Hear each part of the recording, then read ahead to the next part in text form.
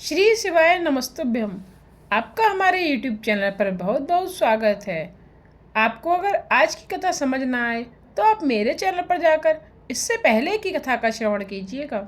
सूत जी कहते हैं, श्री पार्वती जी ने कहा, आपने काल बचन का प्रकार तो वर्णन कर दिया, अब कृपा करके छाया पुरुष के श्रेष्ठ ज्ञान को कहिए। शंकर जी बोले, देवी जी, सूर्य किंबा चंद्र को पीठ देकर श्वेत वस्त्र धारण किए हुए धूप दीप आदि से सुवासित होकर सफलदाता ओम नमो भगवते रुद्राय इस 12 अक्षर मंत्र का स्मरण करता हुआ अपनी छाया देखे तो उसे ब्रह्म प्राप्ति होती है। ब्रह्म हत्या आदि कोई पाप नहीं छू सकता। यदि वह छाया मस्तक बिना दिखाई दे तो वह 6 महीने में मृत्यु पाता है। यदि उसका शुक्ल वर्ण हो तो धर्म वृद्धि होती है, कृष्ण वर्ण हो तो पाप है, रक्त वर्ण होने पर बंधन, पीत होने पर शत्रु जाने। यदि छाया नासा के बिना हो तो विवाह बंधु मृत्यु भूख का डर होता है। यदि कटी न हो तो पत्नी विनाश, पैर न हो तो विदेह होना। हे पार्वती जी, उस पुरुष को देखकर नवाक्षर मंत्र का अंतःकरण में जपन करें। यदि 1 वर्ष तक जपता रहे तो सभी सिद्धियां उसे प्राप्त होती हैं। अब कठिनता से प्राप्त होने वाली शक्ति का ज्ञान वर्णन करता हूँ। एक गुप्त विद्या होती है जो कि ब्राह्मणों के सिर पर विद्यमान है, जिसकी वेद भी स्तुति करते हैं, जो सब विद्याओं की माता है। यही विद्या प्राणियों में भी रहती है। खेचरा कहती है, यह दृश्य अदृश्य चला नित्य व्यक्ता अव्यक्ता सनातनी है। वर्ण रहिता किंबा वर्ण संहिता यह बिंदु मालिनी भी है। इसका सदा दर्शन करता योगी सफल हो जाता है। भई फल योगी मालिनी के दर्शन द्वारा प्राप्त कर लेता है। इसी कारण बुद्धिमानी योगी ज्ञान का नित्य आभास किया करें। अभ्यास द्वारा ही सभी सिद्धियां हस्त होती हैं। इसके बाद संत कुमार जी तथा महर्षि व्यास जी अपने अपने धाम को गए। श्री सौनकादि बोले, हे सूत जी, आपने वेद व्यास तथा संत कुमार जी के संवाद का तो वर्णन कर दिया, अब कृपा करके ब्रह्मा जी की सृष्टि का प्रकार कहिए। यह भी तो आप श्री व्यास जी से सुन चुके होंगे। तब सूत जी बोले, हे ऋषियों, सुनिए। नित्य सत एवं असत स्वरूप प्रधान पुरुष परमात्मा ही ब्रह्मा होकर सृष्टि उत्पन्न किया करते हैं। सृष्टि रचयिता ब्रह्मा है, पालन करता विष्णु है, संहार करता शंकर है। स्वयंभू भगवान ने जब सृष्टि उत्पन्न करने की इच्छा की तब पहले जल पैदा किया। जल नरक पुत्र है, जल में स्थान रखने वाले नारायण है। वह अंडा प्रथम जल में स्थित हुआ, तब उसकी स्वर्ण के समान कांति हो गई। ब्रह्मा जी ने स्वयं यज्ञ किया, इसी कारण इनका नाम स्वयंभू हुआ। हिरण्यगर्भ भगवान ने उस अंडे के 2 भाग किए, जिनसे आकाश तथा पृथ्वी हुए। तब ब्रह्मा जी ने अधोभाग में 14 भुवनों की रचना की, मध्य में आकाश की रचना की, जल से ऊपर पृथ्वी रची गई। आकाश में 10 दिशाओं की रचना हुई। तब मन, वाणी, काम, क्रोध रूप प्रति की रचना की। मरीचि, अत्रि, अंगिरा, पुलस्त्य, पुलह, ऋतु, वशिष्ठ आदि तेजस्वी ऋषि रचे गए। पुराणों में सप्तऋषि नाम से यही प्रसिद्ध हैं। तब ब्रह्मा ने क्रोध द्वारा रुद्र रचे। उसके बाद यज्ञ सिद्धि के लिए ऋग, यजु, साम, अथर्व वेदों का निर्माण किया। उन्हीं के द्वारा देव पूजन किया। वक्ष स्थल से पितर, जंघाओं से मानव एवं जंघाओं के नीचे के भाग से दैत्य बनाए गए। इस प्रकार प्रज्ञा की रचना द्वारा भी प्रजावृत्ति न हुई। तब देह के विभाग करके एक से पत्नी रूप तथा दूसरे से पुरुष रूप हुए। ब्रह्मा जी ने इस प्रकार संपूर्ण सृष्टि की रचना की। नर नारायण भगवान से बनाई गई सृष्टि प्रजा अमैथुन तथा आयु कीर्तिमती यशस्विनी हुई। सूत जी बोले, जब इस प्रकार से सृष्टि आदि की रचना होने लगी तब प्रजापति ने भी आयोनिजा सतरूपा नाम की पत्नी प्राप्त की। सतरूपा ने भी 100 दिव्य वर्ष पर्यंत तपस्या करके ही तप से पति प्राप्त किया। वही पुरुष स्वयंभुव से पैदा होकर मनु नाम से प्रसिद्ध हुए। इन्हीं से 71 मनुओं की मनवंतर संज्ञा कहलाती है। फिर विराट पुरुषों से वीरका हुई। इसी वीरका से प्रिय व्रत उत्तानपाद उत्पन्न हुए। धर्म की पुत्री सुनीति के साथ उत्तानपाद का विवाह हुआ, जिससे परम तेजस्वी ध्रुव उत्पन्न हुए। उन्होंने 3000 वर्ष तक कठोर तपस्या की, जिससे ब्रह्मा जी ने ध्रुव को सप्तऋषियों से भी ऊपर स्थान दिया। ध्रुव के 2 पुत्र हुए, जिनका पुष्टि तथा धान्य नाम था। पुष्टि की पत्नी सनुत्ता हुई। उससे रिपु, रिपुंजय, विप्र, नृकल, वृष, तेजा नामक 5 पुत्र हुए।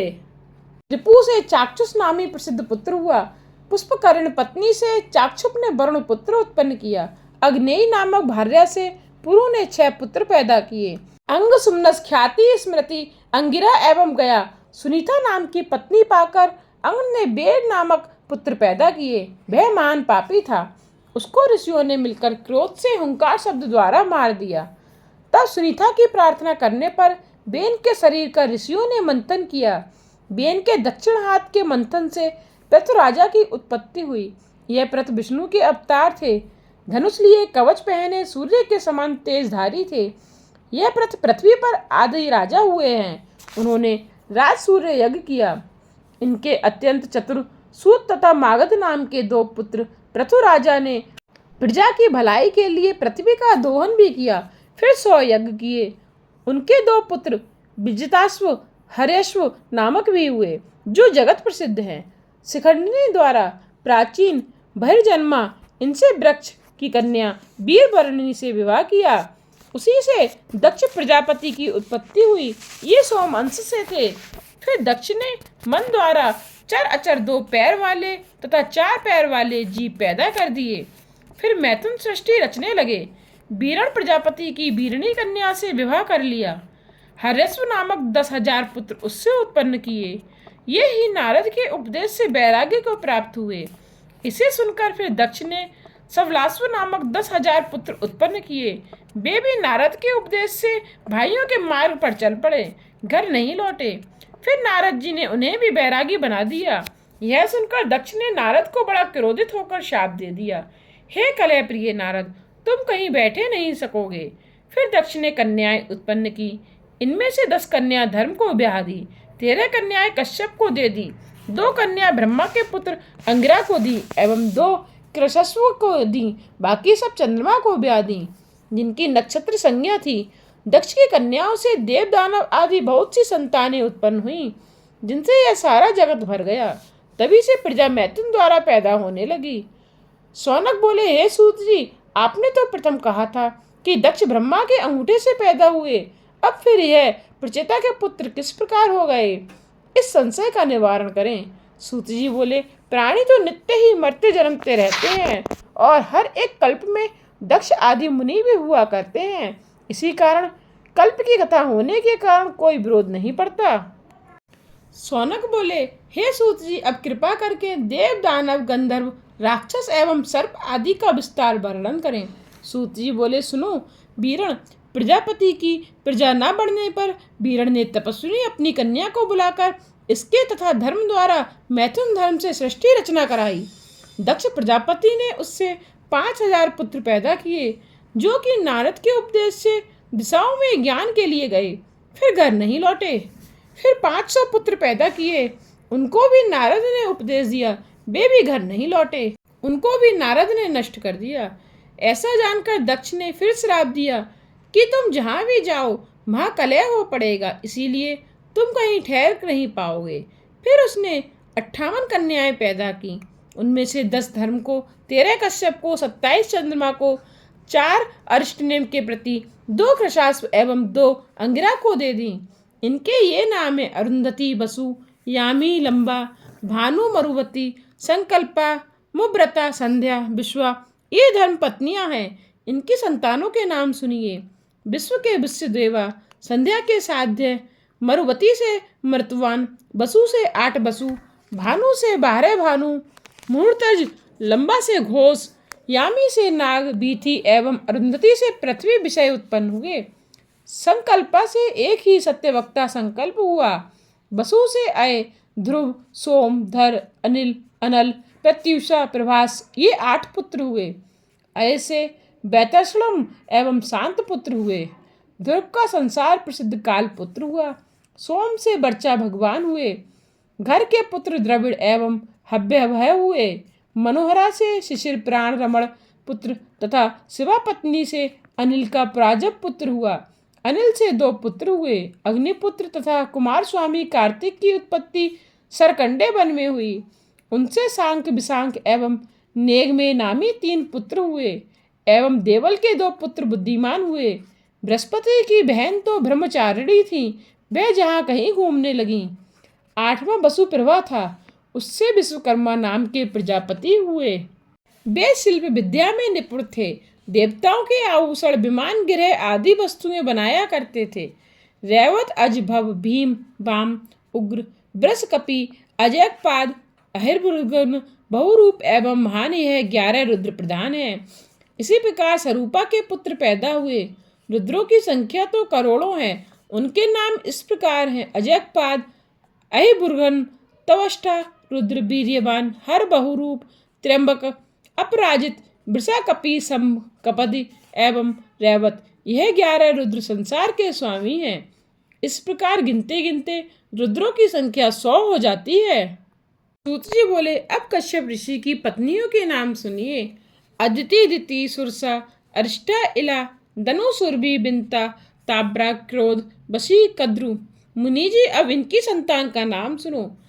प्रथा के मनवंतर में तुषिता नामक 12 देवता हुए हैं। ये सब कश्यप द्वारा अदिति से उत्पन्न हुए। चाक्षुष मनवंतर में लोकों के हित के लिए ही इनकी उत्पत्ति हुई। उसके बाद दक्ष कन्या से विष्णु तथा इंद्र भी उत्पन्न हुए। अर्यमा, धाता, त्वष्टा, पूषा, विवस्वान, सविता, मित्रा, वरुण, अंटा, भाग आदि आदि 12 आदित्य चाक्षुष मनवंतर में पैदा हुए। इस प्रकार अदिति की संतानें हुई। अब सोम की सुनिए। इनकी 27 पत्नियां थीं। उनकी अतिदीप्ति संतति हुई। अरिष्टनेमि के 16 पुत्र हुए, जो कि अति विद्वान थे, और एक कन्या हुई। कुशाश्व का देवप्रहरण पुत्र हुआ। अति मार्या से ध्रुमकेश हुआ। स्वधा तथा सती नाम की इनकी 2 पत्नियां थीं। बड़ी पत्नी स्वधा से पितर उत्पन्न हुए। सती से अथवा अंगिरा पैदा हुए। ये सब सहस्त्र युग के अंत में पैदा होते हैं। कश्यप की द्वितीय पत्नी से हिरण्यकशिपु तथा हिरण्याक्ष ये 2 पुत्र हुए। दोनों बड़े पराक्रमी वीर थे। विप्रचिति द्वारा सिंह की कन्या हुई। हिरण्यकशिपु के अनुहलाद, हलाद, सवलाद एवं प्रहलाद ये 4 पुत्र हुए। प्रहलाद भगवान के परम भक्त थे। हिरण्याक्ष के 5 पुत्र हुए। कुकर, शकुनी, महानाद, विक्रांत एवं काल ये महापंडित एवं महाबली थे। ये संतानें दिति की हुई। अब धनु के परम पराक्रमी 100 पुत्र हुए।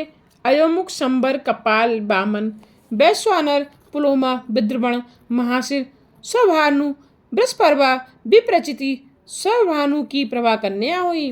पुलोमा की सची, बृहस्पर्वा की उपदानवी, हत्सिरा, सामष्टि नाम की कन्याएं हुई। वैश्वानर की पुलोम एवं पुलोमक नाम की 2 कन्याएं हुई, जो कि मर्ची ऋषि की पत्नियां हुई। इन्हीं से 60,000 दानव हुए, जो बड़े पराक्रमी एवं सुखदायक थे। उन दानवों के महापराक्रमी पोलोम, कालखंज आदि पुत्र हुए। विप्रचिति द्वारा सिंगी के भी अनेकों पुत्र हुए। उनके नाम इस प्रकार हैं: राहु, शल्प, सुबली, बल, महाबल, बातपी, नमुचि, इलबल, स्वसरप, ओजन, नरक, कालनाम, सरमाण, शर, कल्प इत्यादि सबके सब वंशवर्धक हुए। विनीता के गरुण, अरुण ये 2 पुत्र हुए। गरुड़ पक्षियों में श्रेष्ठ थे। सुरसा से अत्यंत तेजस्वी अनेकों भाषा ज्ञाता सर्प हुए। उन हजारों सर्पों में वासुकी, तक्षक, ऐरावत, महापदम एवं 2 कंबल, आसुतरु ये तो प्रधान राजा हुए। वे सबके सब आकाश में विचरण करते थे। एला से पदम, करकोटक, धनंजय, महानील, महाकर्ण, धृतराष्ट्र, बलाहक, कुहर, पुष्पदंत, दुर्मुख, सुमुख, बहुश, खरे रामा, पाणी आदि पुत्र हुए। इसी प्रकार क्रोध बसा के बहुत गण हुए, जिनकी डाढ़ें थीं, और अंडे से पैदा होने वाले पक्षी एवं जीव जंतु पैदा हुए। अनसुईया के बलवान 50 पुत्र हुए। सुरवा से शशा एवं भैंसा पुत्र हुए। जला से बैल एवं वृक्ष हुए। शशि से यक्ष, राक्षस, अप्सरा एवं मुनिगण पैदा हुए। अरिष्टा से मनुष्य तथा सर्प हुए। इस प्रकार कश्यप जी के पुत्र पौत्र आदि का वर्णन हुआ। सूत जी बोले, हे मुनियों, इस प्रकार स्वारोचिष मनवांतर की सृष्टि का वर्णन है। अब वैवस्वान मनवंतर ब्रह्मा जी उस सृष्टि का वर्णन करते हैं, जो कि हवन आदि करने वाली हुई। उस सृष्टि में पहले 7 ऋषि हुए। उन्हें ब्रह्मा ने अपना पुत्र माना। तब उनके चले जाने पर दिति कश्यप ऋषि के पास पहुंचकर सेवा, शुश्रूषा एवं स्तुति आदि करने लगी। तब प्रसन्न होकर कश्यप ने उसे वर मांगने को कहा। दिति ने इंद्र को मारने वाले पराक्रमी पुत्र प्राप्ति के लिए वर मांगा। तब कश्यप जी ने इंद्रहंता पुत्र प्राप्ति का वर दे दिया। फिर दिति को ऋतुदान देकर कश्यप जी तप करने चले गए।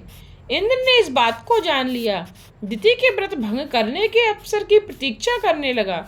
जब 1 वर्ष की अवधि रह गई तो इंद्र को अवसर मिल गया, क्योंकि एक दिन झूठे मुंह से बिना हाथ पैर धोए दिति सो गई थी। तब इसी अपराध के कारण इंद्र ने झट उसके गर्भ में प्रविष्ट होकर उसके गर्भ के वज्र द्वारा 7 टुकड़े कर डाले, किंतु टुकड़े होने पर भी वे सभी जीवित रहे। 7 टुकड़े रो रो कर इंद्र से प्रार्थना करने लगे, हमें आप क्यों मारते हैं, हम तो आपके भ्राता हैं। इतना सुनकर इंद्र ने शत्रुता त्याग दी। तब 49 होकर वे सभी मरणगद हुए। ब्रह्मा ने देन के पुत्र पृथु को आधा राज्य दिया, सोम को ब्राह्मण, वृक्ष, नक्षत्र, ग्रह एवं भूतों का राजा बनाया। वरुण जल के राजा हुए, विष्णु आदित्यों के राजा हुए, पावक वसुओं के, दक्ष प्रजापतियों के, इंद्र मरुदगणों के, प्रहलाद दैत्यों के, वैवस्वत यम पितरों के राजा हुए। भगवान शंकर जी की माता भृतु, मंत्र, गौ, यक्ष, राक्षस, सभी भूत प्रेत पिशाच आदि के राजा हुए। हिमालय पर्वतों के राजा हुए, समुद्र नदियों के सिंह बन के, पशुओं के बट वृक्ष, वनस्पति वृक्षों के राजा बने। इन सबको राजा बनाकर ब्रह्मा जी ने अभिषेक किया। पूर्व दिशा में विभु विश्वयात ने प्रजापति के पुत्र को आधिपत्य दिया। दक्षिण दिशा में कदर्म प्रजापति के पुत्र सुंदवा का अभिषेक किया। पश्चिम दिशा में रजस के पुत्र अच्युत का अभिषेक हुआ एवं पर्जन्य के पुत्र हिरण्य रोमा को राज्य सौंपा। उत्तर दिशा का दुर्धुष को अभिषेक करके राजा बनाया। रौनक जी बोले, हे सूत जी, कृपा करके विस्तार के साथ मन मंत्रों का वर्णन करें, मैं सभी मनु सुनना चाहता हूँ। सूत जी बोले, हे मुनि जी, स्वयंभुव, स्वारोचिस, उत्तम, रैवत, चाक्षस, इन 5 मन मंत्रों का वर्णन तो मैंने कर दिया। अब छठा वैवस्वत मन मंत्र कहता हूँ। सावर्ण रोच, ब्रह्मा धर्म, सावर्ण, सावर्ण रुद्र, सावर्ण देव, सावर्ण इंद्र, सावर्ण, ये सभी मनु हैं। इस प्रकार भूत, भविष्य एवं वर्तमान मनवंतर कहे। इस प्रकार तीनों काल के मनवंतर कहे जाते हैं, जिसका हजारों युग तक कल्प बनता है। मरीचि, अत्रि, अंगिरा, पुलह, ऋषि, पुलस्त्य, वशिष्ठ, ये 7 ब्रह्मापुत्र हैं। स्वयंभू मनवंतर में याम नामक देवता 7 ऋषि उत्तर दिशा में रहते हैं। अग्निद्र, अग्निबाहु, मेधातिथि, बस, ज्योतिष्मान, धृतमान, हव्य, पवन, शुभ, ये 10 स्वयंभू मनु के पुत्र हैं। उनमें यज्ञ नामक इंद्र कहे गए हैं। दूसरे मनवंतर में अर्जस्तमा, पर स्तंभ, ऋषभ, वसुमान, ज्योतिष्मान, द्युतिमान एवं 7वें रोचिष्मान, इस प्रकार 7 ऋषि हैं। स्वरोचित मनवंतर में रोचन नाम से इंद्र तथा तुषिता नामक देवता कहे हैं। हरि, सुकृति, ज्योति, अयोमूर्ति, अयस्मय, प्रथित, मनुष्य, नव, सूर्य, ये 10 महात्मा स्वारोचिस के पुत्र हैं। अब तीसरे मनवंतर कहते हैं। वशिष्ठ के 7 पुत्र एवं हिरण्यगर्भ के ऊर्जा नामक तेजस्वी पुत्र ऋषि कहे गए हैं। अब चौथा मनवंतर सुनो, जिसमें गागर्य, पृथुगज्ञ, जन्नधाता, कपीनक इत्यादि 7 ऋषि हैं। त्रिशिक नाम का इंद्र है। द्युतिपोत, सौतपस्य, तपासूल, तापन, तपोरित, अकल्यास, धन्वी, खंगड़ी आदि आदि तामस मनु के 10 पुत्र वर्णन किए हैं। अब 5वां मनवंतर सुनिए। देवबाहु, जय मुनि, वेदशिरा, हिरण्य, रामा, पर्जन्य, उदर्भ बाहु एवं सत्व, नैजादिक दूसरे 7 ऋषि कहे गए हैं। इसमें भूतरज, तप, प्रकृति आदि देवता एवं विभु नाम के इंद्र तथा तामस के सहोदर रैवत नामधारी मनु कहे गए हैं। अब छठा मनवंतर सुनिए। उसमें रुचि प्रजापति के पुत्र रोचित और मनु हैं। राम, व्यास, अत्रेय, बृहस्पति, भरद्वाज, अश्वत्थामा, सरद्वान, कृपाचार्य, कौशिक, बंसी, गालब, रुरु, कश्यप, ये सब ऋषि एवं देवता कहे जाते हैं। मरीचि पुत्र एवं कश्यप के पुत्र ही देवता होंगे और ब्रोचन के पुत्र बलि ही इंद्र होंगे। विशांग, अब नीवा, सुमंत, धतीमान, बसुसूट, सुरा, विष्णु, राजा सुमति, ये 10 आगे आने वाले सावर्ण मनु के पुत्र होंगे। अब नवम मनवंतर सुनिए। इसमें मनु दक्षसा वर्ण होगा। मेधातिथि, पौलस्त्य, वस्तु, कश्यप, ज्योतिष्मान, भार्गव, अंगिरा तथा सवन एवं वशिष्ठ आदि ऋषि, ये सब रोहित मनवंतर में होंगे। और इसमें देवताओं के गण भी 3 होंगे। प्रजापति रोहित के पुत्र धृतकेतु, दीप्तकेतु, पंचहस्त्र, निराकृत, प्रतस्रवा, भूरिधुम्न, ऋचिक, भृतगवे, ये 9 पहले सांवर्ण के पुत्र होंगे। इस प्रकार जब दूसरा मनवंतर लगेगा उसमें 10वां मनु होगा। हविष्मान प्रकृति, अधोमुक्ति, अव्यय, प्रयाति, भावार, अनेमा नाम के ऋषि होंगे। दिरमंत नाम के देवता होंगे। स्वयं महादेव शंभु इनके इंद्र होंगे।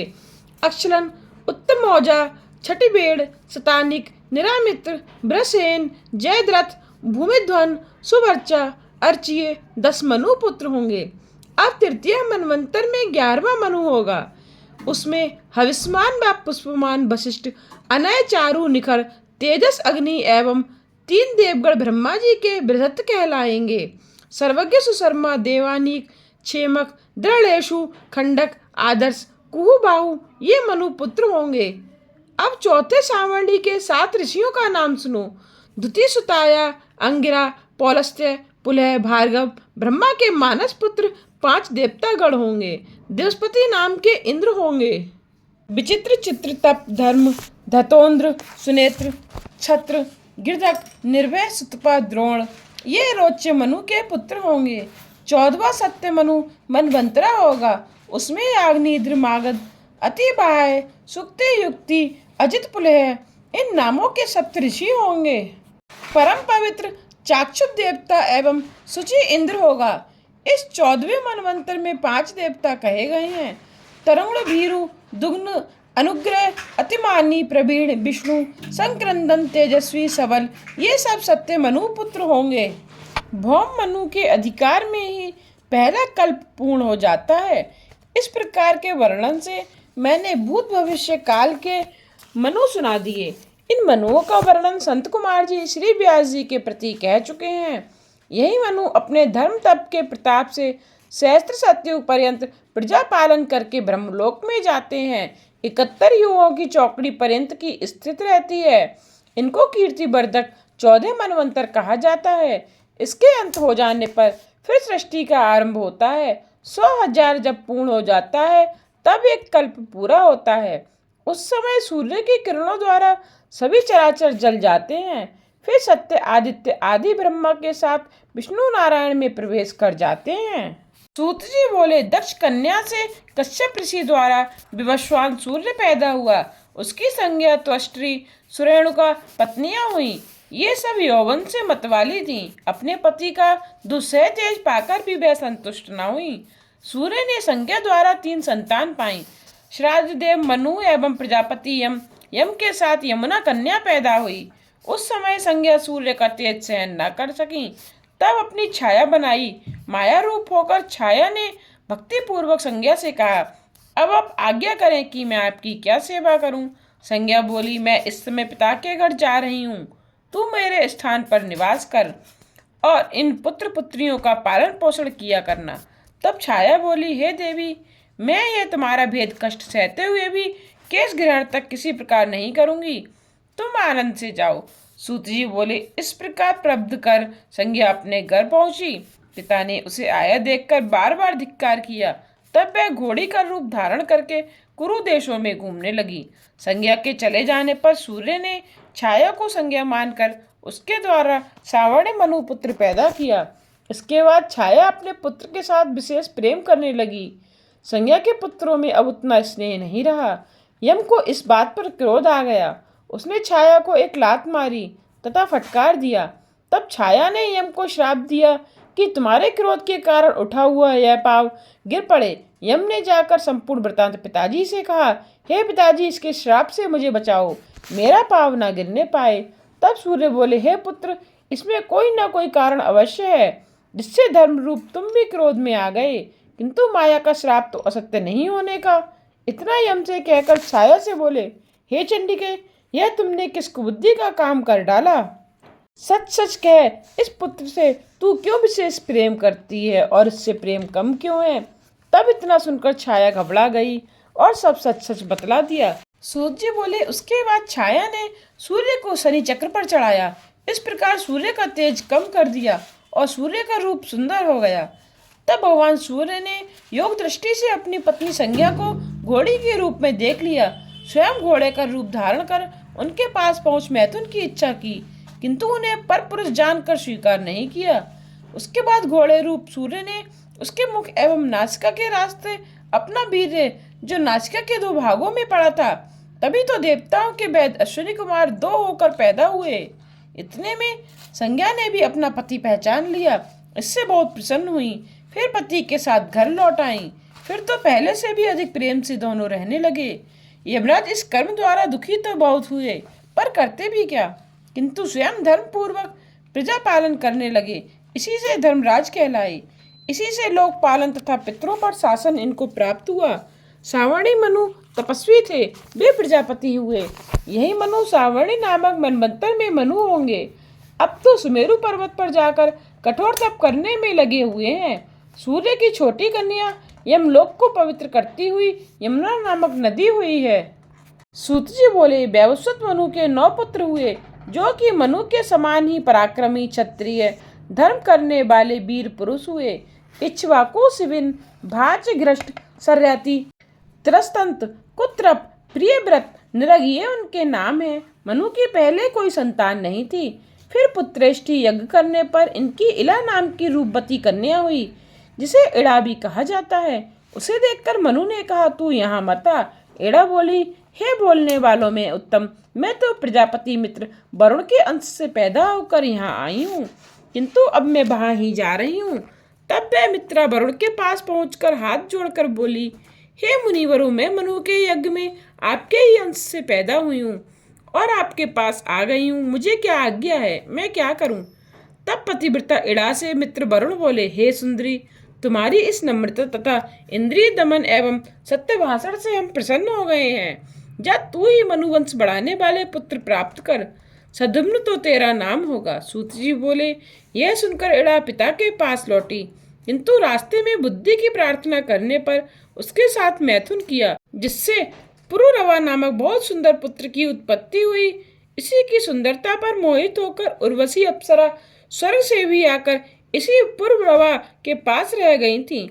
इसके बाद शंकर जी की कृपा से इड़ा ने पुरुष तत्व प्राप्त किया। इस सुगुम्न के परम धर्मात्मा 3 पुत्र पैदा हुए। उत्कल, गया एवं बिंतास्व। उत्कल से बतकल देश के ब्राह्मण हुए। निवस्तास से पश्चिम देश के ब्राह्मण हुए। आनति का पुत्र रैन्य हुआ, जो रैवय नाम से प्रसिद्ध था। कुछ स्थली में उसका निवास हुआ। 100 पुत्र उसके हुए, जिनमें कुकुदमी सबसे श्रेष्ठ एवं धर्मज्ञ थी। इसकी अति सुंदर रेवती कन्या हुई, जिसके विषय में कुकुदमी ब्रह्मलोक में ब्रह्मा जी से पूछने के लिए पहुंचा। ब्रह्मा जी सुनकर हंसते हुए बोले, हे राजन, तुमने जिन राजाओं को अपनी कन्या के वर के लिए विचारा है, उनमें से अब एक भी नहीं, सभी काल के गाल में पहुंच गए हैं। तेरी नगरी को भी यक्ष राक्षसी ने नष्ट भ्रष्ट कर दिया।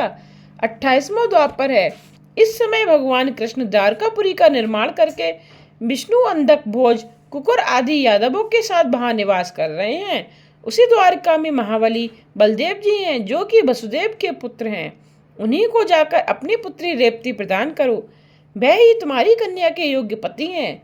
सूत जी बोले, जब कुकुदमी जान गए कि इस समय अनेकों युग बीत गए हैं, तब रेवती कन्या का विधि पूर्वक बलदेव जी के साथ विवाह कर और स्वयं सुमेरु पर्वत पर जाकर तप करने लगा।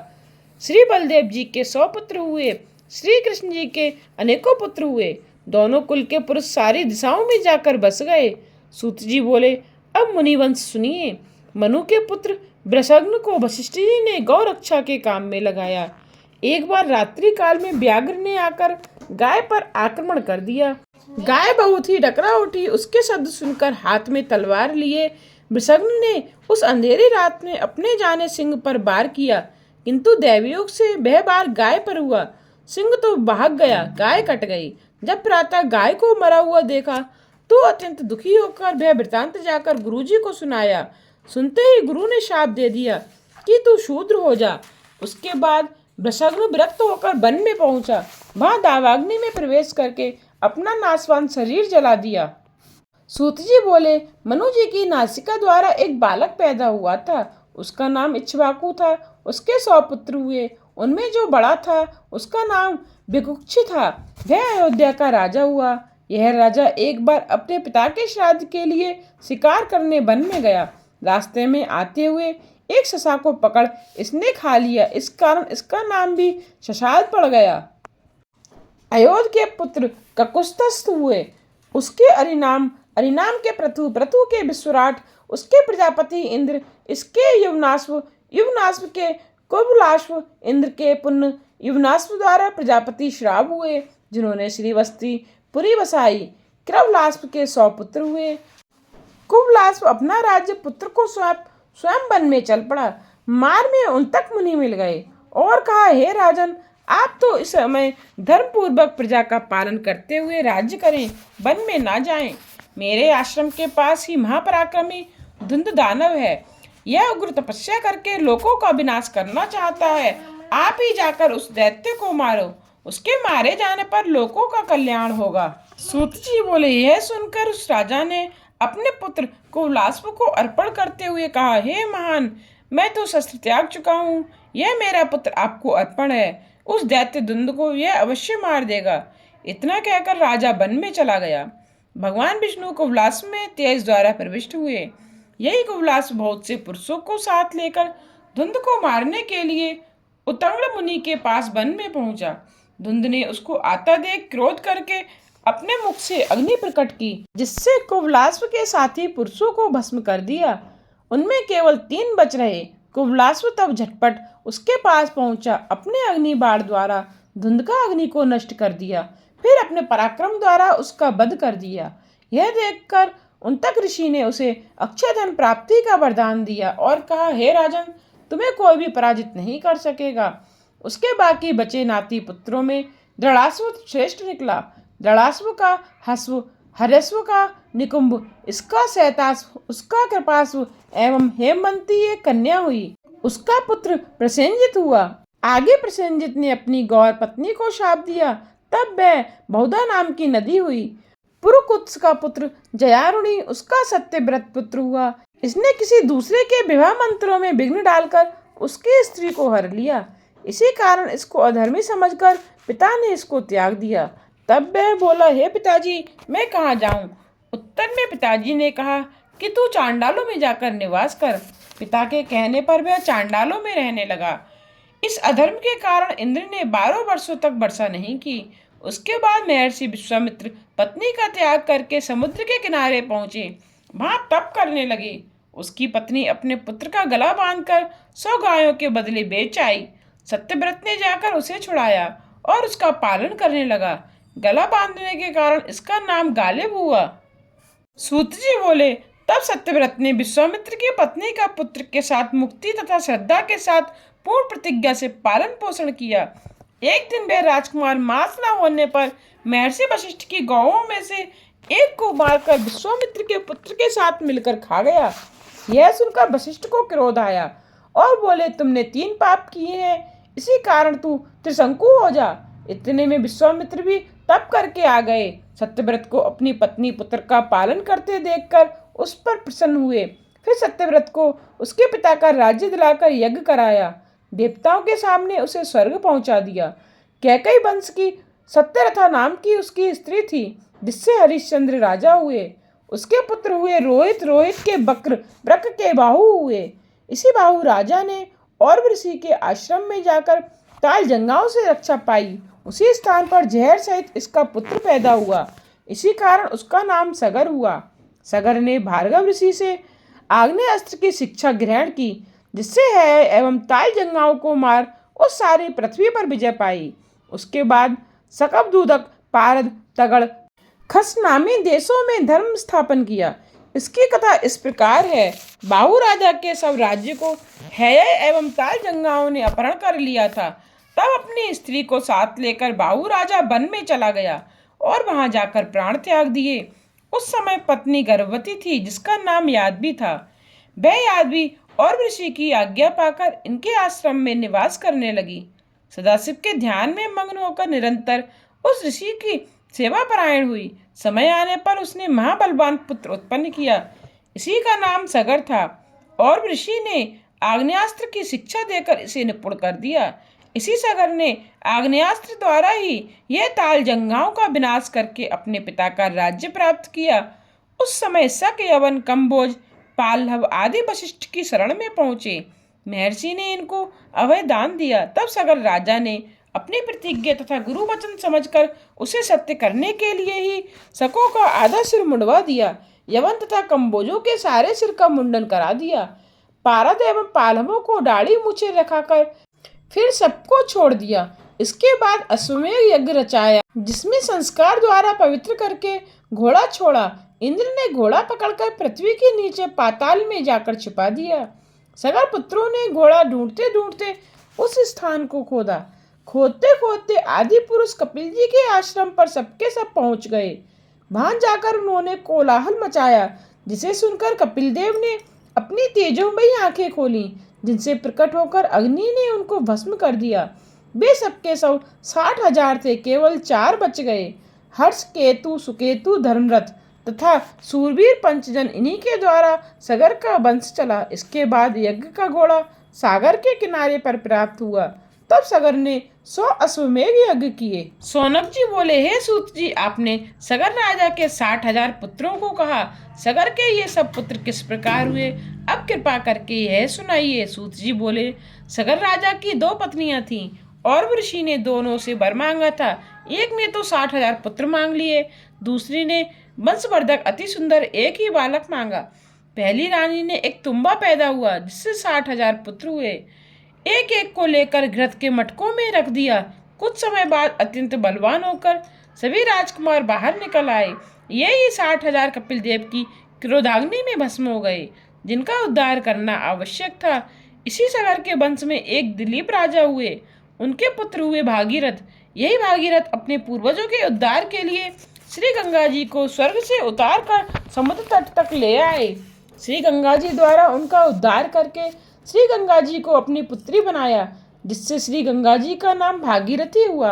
भागीरथी का पुत्र श्रुतसेन, इसका नावाग, नावाग का अम्बरीश, उनका सिंधुदीप, उसका आयुताजी, उसका ऋतुपर्ण, उसका अपर्ण, उसका मित्रसेन, उसका सर्वकर्मा एवं उसका अनख्य, अनरण्य, मुडिद्र, उसका निषद, निषद का खटवांग, उसका दीर्घबाहु, उसका दिलीप, दिलीप का रघु, रघु का अज, अज का दशरथ, दशरथ के मर्यादा पुरुषोत्तम श्री राम, श्री राम के कुश, कुश के अतिथि, उसके निषद, निषद के नल, नल के नव, उसके पुंडरीक, उसके क्षेम धनवा, उसके देवानीक, उसके अहिंगु, उसके सैसवान, उसके वीरसेन, उसके परियात्रा, उसके बल, बल के स्थल, स्थल के यक्ष, यक्ष के अगुण, अगुण के विदर्थ, उसके हिरण्याभ, उसके याग बलक्य, उसके पुष्प, पुष्प के ध्रुव, ध्रुव के अग्निबाण, उसका शीघ्र, उसका मरुत, मरुत का प्रतुश्रत, उसका संधि, संधि का आकर्षण, इससे मर्तवा,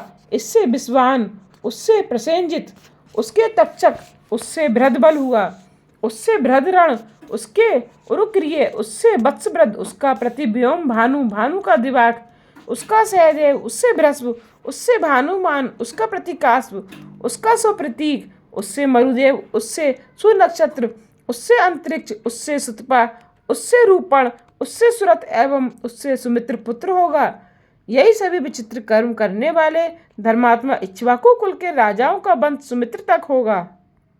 सौनक जी बोले, हे सूत जी, विवस्वान सूर्य श्राद्ध देवता कैसे बने, कृपा करके अब यह सुनाएं, फिर श्राद्ध महात्म्य एवं उसका फल भी कहें।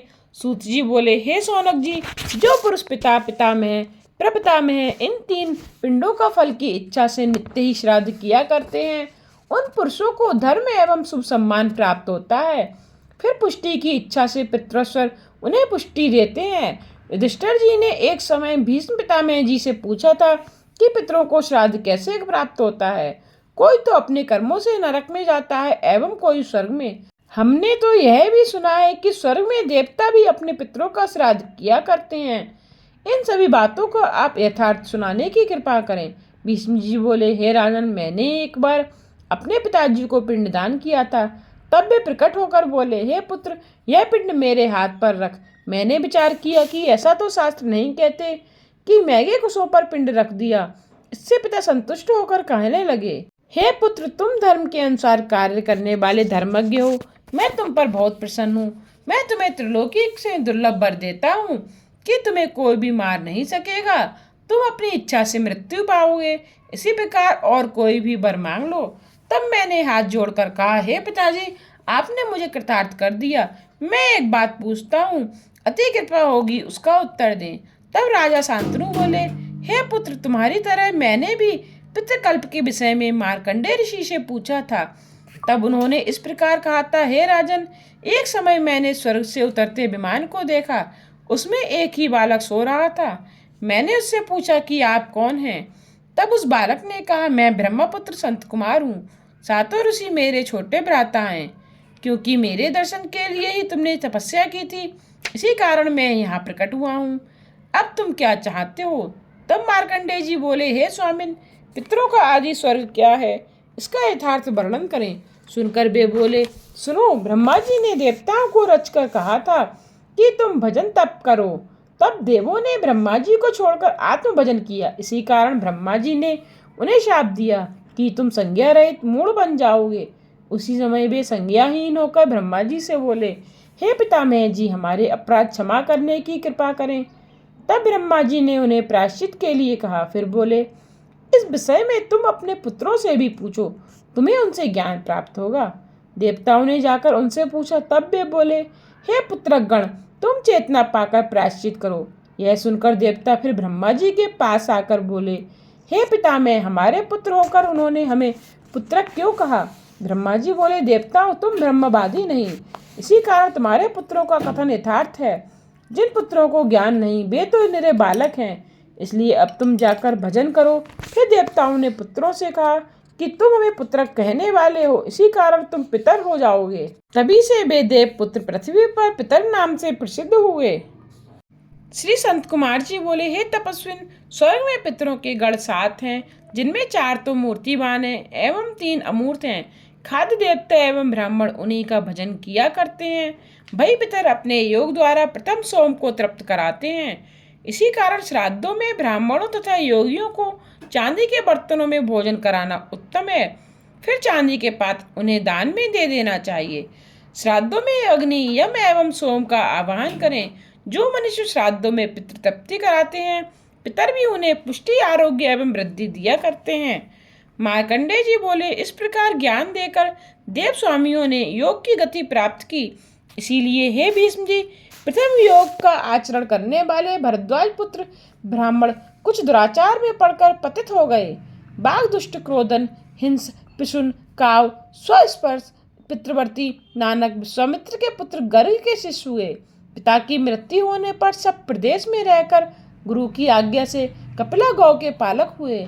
एक दिन की बात है, उन दुष्ट कुमारों ने मूर्खता के कारण मार्ग में गौ को मारने की कुबुद्धि की और गुरु से आकर कहा कि गाय को सिंह पकड़ कर ले गया है। इस असत्य के बोलने से उनको गौ हत्या का पाप लगा। इसी कारण वे 7 भाई एक लुब्धक के घर पैदा होकर अपने धर्म में तत्पर हुए। कालंजर पर्वत पर मृगों की भांति वन में फिरने लगे। कुछ समय के बाद उन्हें कुछ ज्ञान हुआ। उस पाप से मुक्त होने के लिए उनकी इच्छा हुई। तपस्वियों के घरों में जाकर भोजन करते रहे। इस प्रकार करते करते उन्होंने वन में ही प्राण त्याग दिए। अभी तक भी उन व्याघ्र पुत्रों का स्थान कालंजर पर्वत पर दिखाई देता है। उसके बाद उनके शुभ अशुभ कर्मों की निवृत्ति हुई। फिर उन्होंने चक्रवाक योनि में जन्म पाया। उसके क्रम से जलचर, नवचर, पक्षी आदि की योनियां प्राप्त करते हुए उत्तम ज्ञान की प्राप्ति की। उस पक्षी योनि में एक बार उन्होंने उस वन में रानी के साथ नींव देख के परम सुखी राजा को आया देखकर विचार किया कि इस प्रकार का कौन सा पुण्य नियम होगा जिसके करने से हम भी इसी प्रकार राजा की भांति सुख सौभाग्य भोग सकें। उसी समय 2 चक्रवाक पक्षी उनके पास आकर बोले, हम दोनों आपके हित चिंतक हैं, हमें अपना मंत्री बनाओ। वहाँ एक सुमना पक्षी भी आ गया था। उसने योग बल से कहा, हे चक्रवाक पक्षियों, तुम दोनों योग धर्म पा चुके हो। जिसके तुम मंत्री होना चाहते हो तो वे कापिल्य नगरी के राजा होंगे और तुम उनके मंत्री बनोगे। यह कहकर ब्रह्मचारी सुमना प्रसन्न होते होते उससे बोला, अब तुम्हारा शाप भी निवृत्त हो जाएगा। यौन को प्राप्त होकर पितरों की कृपा से तुम्हें पुण्य प्राप्त होगा। तुमने गौ का प्रोक्षण करके पितरों को अर्पण किया था, इसी कारण से पुण्य प्राप्त होगा। इस प्रकार कहकर सुमना पक्षी मौन हो गया। आज की कथा को यहीं विश्राम देते हुए इससे आगे की कथा का श्रवण आप कल के अध्याय में कीजिएगा।